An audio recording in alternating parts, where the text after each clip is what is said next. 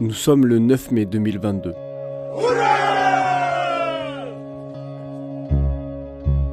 Sur ces images de la télévision russe, une banderole de 300 mètres de long se déploie.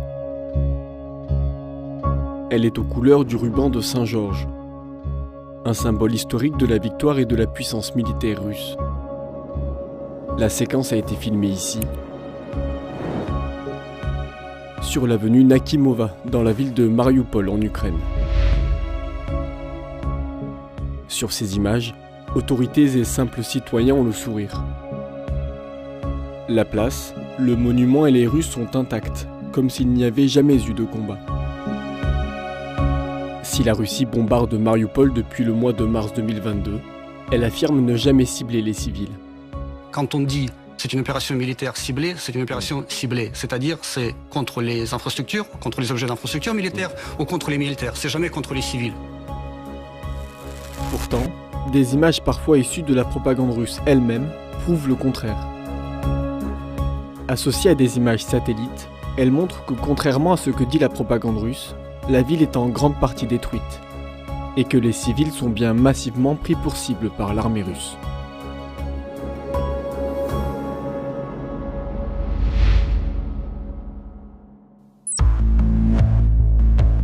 Au début du mois de mars 2022, l'armée russe s'est positionnée tout autour de Mariupol. Aux yeux de Moscou, la ville est stratégique. Elle permet de relier symboliquement les deux territoires sous contrôle russe depuis 2014.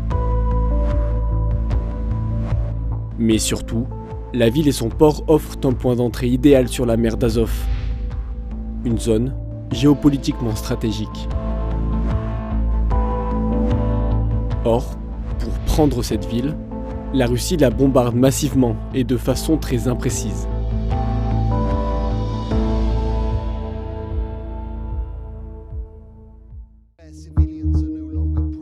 Cette vidéo de propagande, diffusée par la télévision russe le 7 avril, met en scène de l'artillerie sur le front de Mariupol. La séquence a été filmée ici, dans une petite ville à l'est de Mariupol. À cette date, selon les images disponibles, les forces ukrainiennes se trouvent à une distance comprise entre 14 et 21 km des forces russes.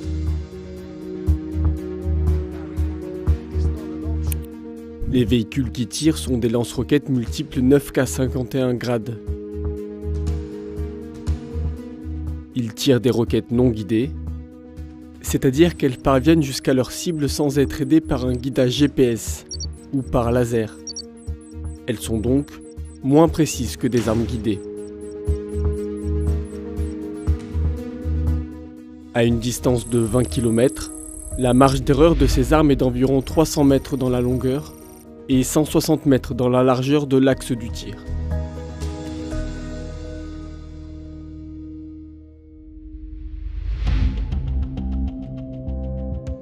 L'aviation russe, qui décolle de Crimée ou de Russie pour cette zone d'opération, bombarde elle aussi Mariupol régulièrement. Dans une photo postée la première fois sur les réseaux sociaux, le bataillon Azov montre les restes d'une bombe russe tombée sur l'usine Azovstal. C'est un modèle Betab 500, une bombe larguée par avion, non guidée, destinée à percer des fortifications. La photo a été postée le 3 mai, soit 5 jours avant l'évacuation complète des civils.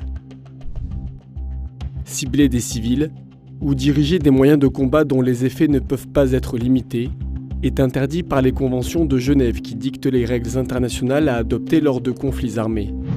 En 2019, la Russie s'est retirée du protocole 1 qui encadre justement la protection des populations civiles.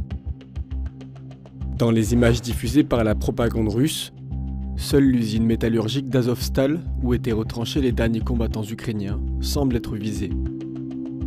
Pourtant, les images amateurs et satellites montrent que d'autres infrastructures civiles de la ville sont bien ciblées.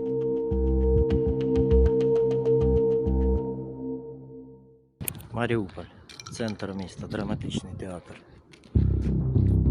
Le 16 mars 2022, dans l'épicentre de la ville, le théâtre d'art dramatique de Donetsk est bombardé par les forces russes.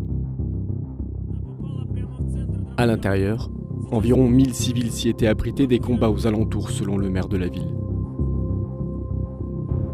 Quelques semaines plus tard, une enquête d'Associated Press affirme qu'au moins 600 personnes ont été tuées par le bombardement, à l'intérieur et à l'extérieur du bâtiment. Sur les images satellites du théâtre avant le bombardement, on peut distinctement voir le mot « enfant » écrit en russe. Les autorités ukrainiennes démentent la présence de militaires à l'intérieur du théâtre, mais Moscou l'assure. C'est un mensonge. C'est connu de tout le monde que la Russie ne bombarde pas les villes. Une semaine plus tôt, le 9 mars, l'une des maternités de la ville est la cible d'un autre bombardement. Là encore, la Russie affirme que des militaires ukrainiens se trouvent à l'intérieur, mais aucune preuve n'est avancée. L'étude des images satellites prises au-dessus de Mariupol permettent de se rendre compte de l'étendue des dégâts dus au bombardement. Comme ici, à l'est de la ville, entre le 18 juin 2019 et le 30 mars 2022. Ou encore là, à l'ouest. Grâce à une technique de détection radar, des satellites analysent l'évolution des constructions au sol et détectent des changements brutaux, comme des destructions. Voici en rouge les bâtiments détruits ou endommagés depuis le début du siège, à la date du 29 avril 2022. Presque aucune partie de Mariupol n'a été épargnée par les combats.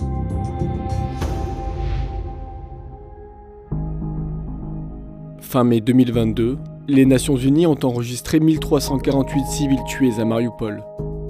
Elles estiment néanmoins qu'une fois la ville redevenue accessible, le nombre de civils tués à Mariupol se comptera en milliers. Sans pouvoir affirmer qu'il s'agit uniquement de civils, d'autres images satellites permettent toutefois d'estimer la catastrophe humanitaire qui a eu lieu à Mariupol.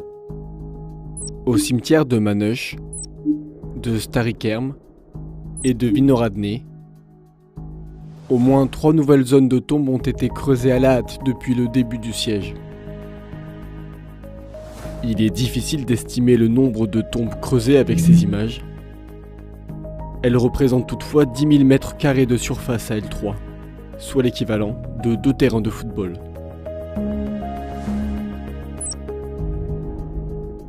Au cimetière de Vinohradny, cette vidéo a été tournée et diffusée le 9 mai. On y voit plusieurs dizaines de sacs mortuaires avec un bulldozer qui creuse de nouvelles tombes. Il existe aussi d'autres tombes creusées à l'intérieur même de la ville, comme ici, sur ces photos prises à l'est de Mariupol, ou bien là, à l'ouest de la ville. Le 20 mai 2022, les derniers combattants ukrainiens retranchés dans l'usine métallurgique d'Azovstal rendent les armes. Après 3 mois de siège, de bombardements et des milliers de déplacés, la ville de Mariupol tombe définitivement sous le contrôle de la Russie.